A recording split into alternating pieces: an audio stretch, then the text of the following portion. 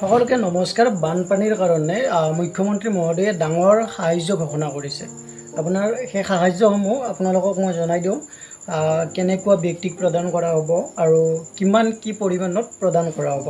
প্ৰথমতে আপোনাক জনাই দিওঁ বানপানীত যি লোকৰ মৃত্যু হৈছে সেই লোকৰ পৰিয়ালক প্ৰদান কৰা হ'ব আপোনাৰ প্ৰথমে 4 লাখ টকা এককালীন সাহায্য আৰু 4 লাখ টকাৰ উপৰিও 5 লাখ টকা মুখ্যমন্ত্ৰীৰ সাহায্য পুঁজিৰ পৰা প্ৰদান কৰা হ'ব। টোটেল প্ৰদান কৰা হ'ব 9 লাখ টকা।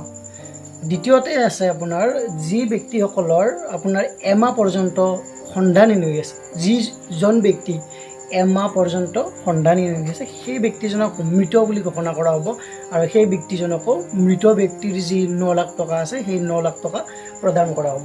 এতিয়া আপোনালোকক জনাই দিওঁ 3 নম্বৰত আছে ছাত্ৰ ছাত্ৰীৰ কাৰণে। ছাত্ৰ ছাত্ৰীসকলৰ কিতাপ পত্ৰ এইবিলাক সামগ্ৰীৰ কাৰণে চৰকাৰৰ ফালৰ পৰা প্ৰদান কৰা হ'ব 1,000 টকা আৰু 1,000 টকা প্ৰদান কৰা হ'ব HSৰ ছাত্ৰ ছাত্ৰীৰ কাৰণে।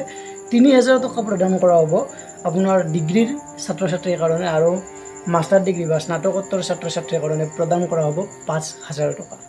আপোনালোকক জনাই দিওঁ যে বৰ্তমান ঘোষণা কৰা যি অৰুণোদয় আঁচনি আছে সেই অৰুণোদয় আঁচনি আগষ্ট মাহৰ পৰা প্ৰদান কৰা হ'ব আৰু বাকী অঞ্চলবিলাকত অসমৰ বেলেগ অঞ্চলবিলাকত 1250 টকাকৈ প্ৰদান কৰা হ'ব। কিন্তু বানপানী হোৱা অঞ্চলসমূহত 1250 টকাৰ পৰা 2,500 টকালৈকে বৃদ্ধি কৰিছে। মানে প্ৰত্যেকগৰাকী মহিলাই অৰুণোদয় থকা প্ৰত্যেকগৰাকী মহিলাই পাব আপোনাৰ 2500 টকা, মানে 2,500 টকা পাব।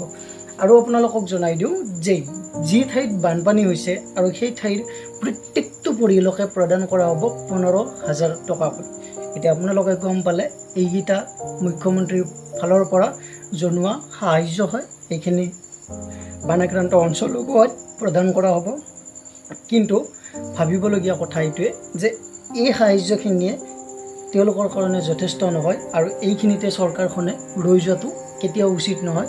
ইয়াৰ উপৰিও চৰকাৰখনে তেওঁলোকৰ সংস্থাপনৰ যি ব্যক্তিসকল মৃত্যু হৈছে তেওঁলোকক সংস্থাপন দিয়া বা যি ঠাইত আপোনাৰ কৃষক বা এইবিলাক নষ্ট হৈছে, কৃষি নষ্ট হৈছে, তেওঁলোককো অলপ বেলেগ ধৰণৰ আঁচনি দিব লাগিব।